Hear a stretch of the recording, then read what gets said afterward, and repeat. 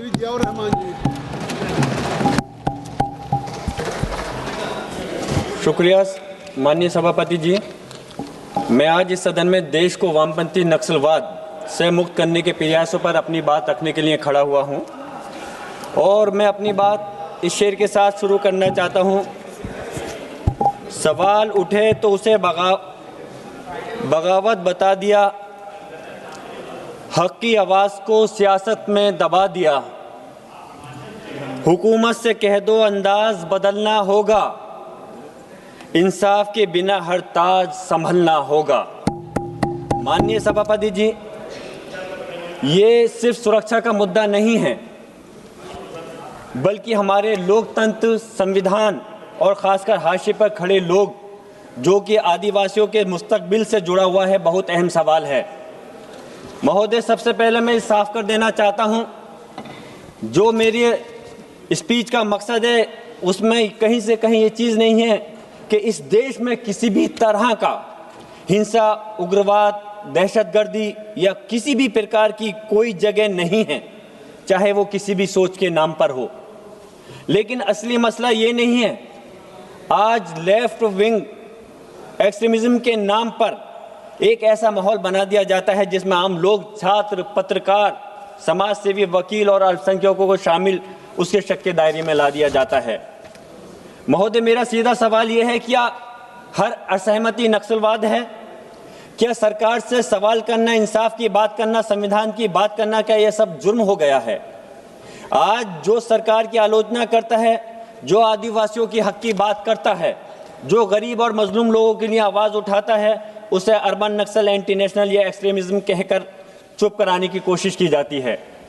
महोदय, ये जमहूरियत के लिए बहुत ख़तरनाक बात है और जब कानून बहुत ज़्यादा सख्त हो जाते हैं तो समाज पर उनका खौफ पड़ता है, लोग बोलने से डरते हैं, सवाल करने से कतराते हैं और धीरे धीरे लोकतंत्र की जो रूह है, असहमति, वो ख़त्म होती जाती है।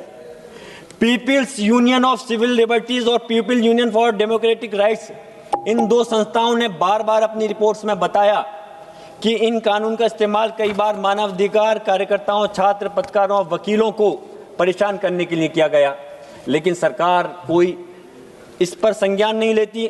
दिल्ली में स्पेशल सेल द्वारा छात्रों के साथ पूछताछ के नाम पर मारपीट और मानसिक दबाव की बातें सामने आई हैं।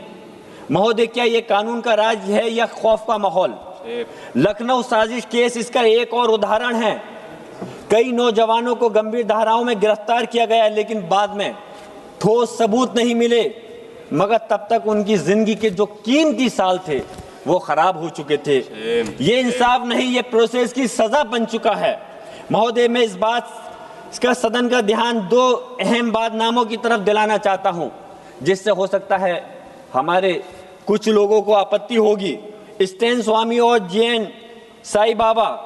स्टैन स्वामी एक बुजुर्ग और बीमार सामाजिक कार्यकर्ता, आदिवासियों के हक के लिए लड़ रहे थे और उन्हें जेल में रखा गया, जेल में ही उनकी मृत्यु हो गई, जो कि अफसोस की बात है। जीएन साई बाबा जो गंभीर रूप से दिव्यांग थे, उन्हें भी लंबे समय तक जेल में रखा गया और उनकी जिंदगी भी उसी हालत में खत्म हो गई। महोदय, ये सिर्फ अलग अलग हादसे नहीं, ये एक सिस्टम की सच्चाई दिखाते हैं। अब मैं आदिवासियों की बात करना चाहता हूं। आदिवासी इस देश के सबसे पुराने और सबसे ज्यादा नजरअंदाज किए जाने वाले लोग हैं।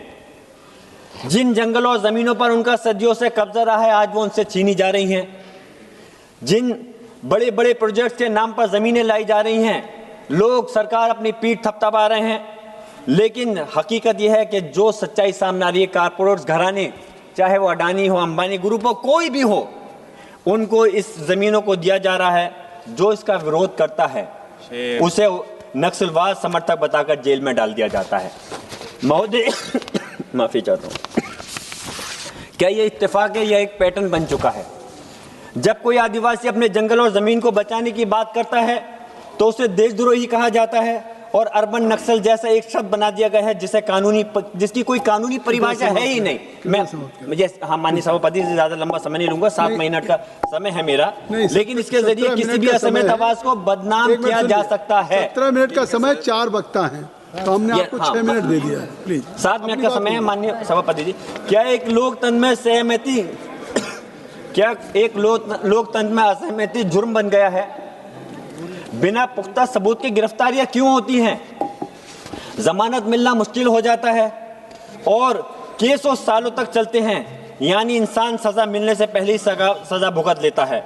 महोदय, मैं ये कहना चाहता हूं कि उग्रवाद सिर्फ जंगलों में नहीं होता, सोच में भी होता है। अगर कोई सोच लोगों के धर्म या जाति पहचान के नाम पर बांटे, अगर वो नफरत और हिंसा को बढ़ावा दे, तो वो भी उतना ही खतरनाक है। महोदय, सरकार को ये समझना होगा कि हर समस्या का हल सिर्फ बंदूक और जेल नहीं है। जहां नक्सलवाद है वहां असली वजह क्या है? गरीबी, बेरोजगारी, तालीम और इलाज की कमी, जमीन और हक का छिन जाना। अगर इन मसलों का हल नहीं किया जाएगा तो समस्या खत्म कैसे होगी? सुरक्षा जरूरी है, लेकिन इंसाफ उससे भी ज्यादा जरूरी है। इसलिए मैं सरकार से गुजारिश करता हूं कि अपनी नीतियों पर दोबारा गौर करें। शुक्रिया। आदिवासियों के हक, माननीय सभापति जी, अपनी बात को कंप्लीट कर रहा हूं, सिर्फ 1 मिनट का समय चाहता हूं।